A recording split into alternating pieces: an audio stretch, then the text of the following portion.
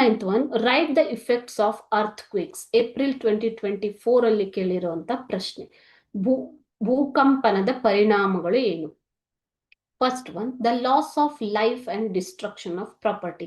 ಭೂಕಂಪ ಆದಾಗ ನೀವು ನೋಡಿರ್ತೀರ, ಮನೆಗಳು, ಕಟ್ಟಡಗಳು ಬೀಳುವುದು, ನಾಶವಾಗುವುದು, ಜನರ ಜೀವ ನಾಶವಾಗುವುದಲ್ವಾ. So the loss of life and destruction of property. Second one, obstruction of transport. So ಭೂಕಂಪನದಿಂದಾಗಿ ಸಾರಿಗೆ ವ್ಯವಸ್ಥೆ ಕೂಡ ಅಫೆಕ್ಟ್ ಆಗುತ್ತೆ.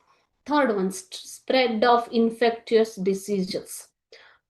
ಸೋಂಕು ರೋಗಗಳು ಉಂಟಾಗುವ ಸಾಧ್ಯತೆ ಹೆಚ್ಚು.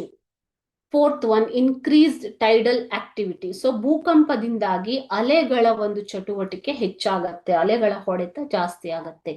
ಸುನಾಮಿಗಳು ಕೂಡ ಆಗುವ ಸಂಭವವಿರಬಹುದು.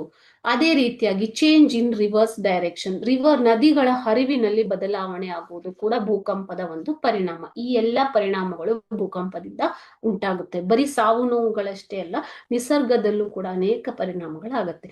So it leads to not only death and casualties but also a change in the nature. Okay.